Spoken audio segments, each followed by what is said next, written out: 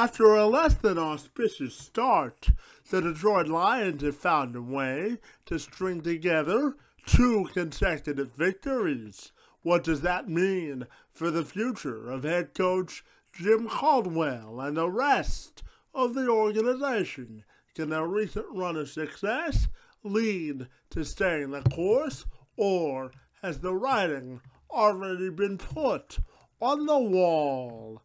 It's time to get some answers to everything relating to Detroit Lions football. For that, we turn to sideline editor Mike Payton.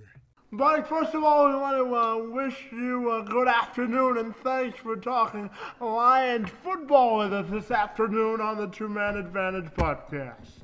As always, thanks for having me, Kevin. They've won 2 in a row, and I guess Jim Caldwell wants to save his job, huh? It's looking that way, but I maintain is something I said a few weeks ago. I don't think an 8-game winning streak is going to even save his job. I think that what's done is done. So when we look at what sparked the turnaround, why do you think they've been so successful? Do you think it's been the change on offensive systems, or what would you contribute to their recent success? Because they have been playing better on defense. Yeah, I think that's a major factor there. When you go into Green Bay and shut down Aaron Rodgers and then shut down a high-powered Raiders offense the next week, I think that gives you a lot of confidence on defense. And Darius Slay is just playing out of his mind right now. He's allowed 1 completion in the past 2 weeks. He's turning into a real shutdown corner, as so it appears. They're getting a lot of push from their defensive line as well, and the linebackers are starting to protect the middle of the field a little bit more. And I think that really, I mean, it's as simple as that win over the Packers really just gave this team hope, and I think that's really the big secret here. So, Mike, when we look at the changes that Martha Ford has made, she's also hired a president in Rod Wood. He's got no football experience, but he has experience working with the Ford. So I think that's one of the big reasons he got the job, because otherwise this national search they embarked on, it wasn't much of a national search. No, not at all. And you're absolutely right. The fact that he's been working with the Ford family has a lot to do with the reason he got this job. It's a little bit concerning when he says things like, I don't know if I could get this job anywhere else, but I feel I could do it here in Detroit. That kind of worries you a little bit. But as far as what he's going to be doing, handling the finances and things of that nature, I think that this is right up his alley. I do believe that they're going to continue to go and work with a firm to find the next GM, as frankly they have to, because there's not a whole lot of football knowledge in the front office right now. So they're going to need all the help they can get on that end. So when we look at GM candidates, who do you think should be on the Ford shortlist? Do you think Sheldon White has a realistic shot of getting the job? I don't. I do think that Sheldon White will be retained in some capacity. It's not going to be as the GM. I'm not sure what they're going to do with him, but I don't see him leaving Detroit. I would have to say right now you're probably looking at Ted Sundquist from Denver, or Wolf from Green Bay, somebody who is works for a winning franchise and is a riser in the NFL ranks right now, is really who they're going to be looking at. I would imagine somebody definitely from Green Bay. Now, when we look at what they've done on offense, they've actually made NFL history the last 2 weeks, being the only team to win 2 consecutive games by scoring only 18 points. Crazy. So what do you think offensively they're doing better, if anything at all, under Jim Bob Cooter? Well, I think what you've seen is the offense hasn't quite clicked yet, but you could tell that it's starting to. You're seeing them take a little bit more shots downfield. You're seeing them play with a lot more urgency. The running game just isn't going to work. I think that you could still see that as the problem, and they're the 32nd ranked rushing offense in the NFL right now. I don't think that's going to get any better anytime soon. But they're definitely getting to their playmakers, and Theo Riddick is really coming on and turning into one of their biggest assets. I think you're going to see him get a lot more play tomorrow. But they're starting to use Calvin a lot more often, and Golden Tate had a big game against the Raiders, and I think you're going to see a little bit more of that, especially against the Philadelphia defense that's allowed 10 passing touchdowns in the past 3 games. Now, you mentioned the Eagles, they have struggled mightily. I think they gave up 5 touchdown passes to Tampa Bay a week ago, and they've lost two in a row. So it's prime for the Lions to win on the national stage on Thursday. Do you think they'll do that on Thursday? Do you think they'll beat the Eagles? Right now, I do have the Lions pick to beat the Eagles and go on a 3-game winning streak. I just think that the fact that Mark Sanchez is going to be in there, it's going to slow down Philadelphia's offense even more. The Lions have been able to stop the running game as of late, so I don't think DeMarco Murray is going to be much of a threat. You still got to watch out for him, obviously, but the defense really is the biggest key here, and then if Matthew Stafford can put up anything like Brandon Weeden or Ryan Tannehill or Jameis Winston has in the past 3 weeks, and boy, it could be a fun game to watch.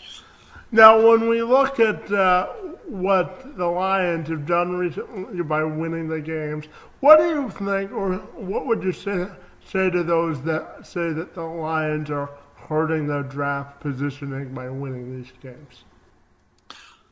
I understand the thought there, and yes, it is true that they are hurting their draft potential. But, to be honest, I love this team. I always have. That's why this is my dream job, what I'm doing now. I don't want to see this team lose, not at all. If I had it my way, they win out and they squeak into the playoffs somehow. I mean, that would be what I would cheer for. Obviously, it's not good to lose out on a high draft pick, but if you have the right GM and right scouting in place, they could realistically pick up somebody great in the first, second, third rounds that went unnoticed. Now, when you listen to Jim Caldwell, he doesn't want to talk much about his job security, and I guess that he really can't control that. But what he can control is by winning these games. So if they somehow win 7 to 8 games, you still think they'll be moving on from him, or can he make a case to somehow keep his job? Well, he could certainly make a case. It's definitely possible. But with a new GM coming in, it's more than likely that even with a successful program, he's going to want to come in and make some sweeping changes. Jim Caldwell, I've always kind of liked Jim. I like his the way he preaches the culture of the team and treats everybody as professionals and as adults. But maybe he's just taking this team as far as he possibly can, and I think the new GM is going to want to come in and get rid of pretty much everybody. At this point, the only person on the coaching staff I see that could potentially save their job is Terrell Austin. Now, obviously, the biggest decision that the new GM is going to have to make is about Matthew Stafford, and obviously, by winning these games, the Lions are sort of impacting their ability to draft a quarterback up high. So do you think it would be wise to keep Matthew and sort of try to build around him yet again? I do. Yeah, Matthew is going to be he's going to be with the Lions at least until 2017 anyways. He's just too expensive to trade away or to release. I think that there's a lot of talent there, and there's some leadership there as well. And I think if you put the right offensive line around him and finally get this guy a running game, you're going to see Matthew Stafford shine. I think that he's also going to be needing the right play call, and Joe Lombardi was just not that for him. What Stafford is good at is going downfield and taking the big shots, and when you take that away from a guy like that and force him to hold on to the ball when he hasn't had much success doing that, it's only going to hurt the quarterback and the way that people perceive him. But I think Matthew Stafford is definitely going to be sticking around. Calvin Johnson as well, but for how long? When we look at what the Fords are trying to do under Martha Ford, she's trying to take this team in a different direction, obviously. Would you agree with the notion, with the skeptics, of not being able to trust the Fords, considering their track record in the past of finding the right management team, and how skeptical should people be that they can actually find the right people? Well, it's kind of the tale of two halves on that. You look at Bill Ford Sr., his issue was he was too loyal to coaches and front office guys that were not successful for the team. He never really he was kind of stubborn in that regard. He never really made the right decisions. But I think you see Martha knows how bad this team has been, and also knows that she's doesn't have much knowledge on the game. So that's why I think that they're going to definitely be going with the search firm, and they're going to go to the NFL to help them find the right person for the job to ensure that the Lions are competitive for years to come. I think that's the main goal here. But it's hard to trust any multi-billionaire, to be honest with you. You really never know what they're going to do. But I think in this case, she's the right lady for the job at the moment. Now, when we look at leaning on the NFL, what sort of advice or what sort of direction are you hoping that the NFL can provide the Lions in this search? Well, just hoping that they can find somebody that can bring a good scouting sense to the team. Obviously, I wouldn't mind if it's one of those situations where it's the GM and head coach combined. If you go with a guy like a Brian Billick or a Bill Cowher or somebody like that who has tons of head coaching experience and can fill in that front office job, maybe even like a Mike Shanahan, I suppose. I wouldn't jump out of my seat for him, but I'm looking for somebody that knows the game and knows the game today, and somebody who can get this team on track immediately and make some sweeping changes in the offseason as far as free agency goes and in the draft. What sort of players do you think that they'll be looking? Because they have an aging core, but they have a core, and I know we've talked in the past about them sort of starting all over. But what parts of this core do you think will be around in the new regime, whoever the GM is going to be? Well, I think they're going to stick with the majority of players on offense will most likely be around. I think, guys like Brandon Pettigrew and Lance Moore, guys of those nature. Joique Bell will probably be gone after this season. Defensively, you're going to see a whole new interior defensive line again. I guarantee it. Haloti Ngata is not going to stay, and who knows if Tyron Walker will ever play again. I wouldn't be surprised, frankly, and I said this on Twitter earlier this week, and this is purely a hunch, but I wouldn't be surprised if Nick Fairley makes his way back to Detroit on a very cheap contract in 2016. But they're definitely going to have to fix up that defensive line and inject some youth into their linebacking core as well. Obviously, you've got DeAndre Levy, who'll be back next year, and Tahir Whitehead, but I don't see Stephen Tulloch playing in Detroit in 2016. So they're going to have to find somebody in the middle there that can provide the same type of impact that a younger Tulloch did. Yeah, so when we look at the dual role of the president and GM, do you think it can work here in Detroit?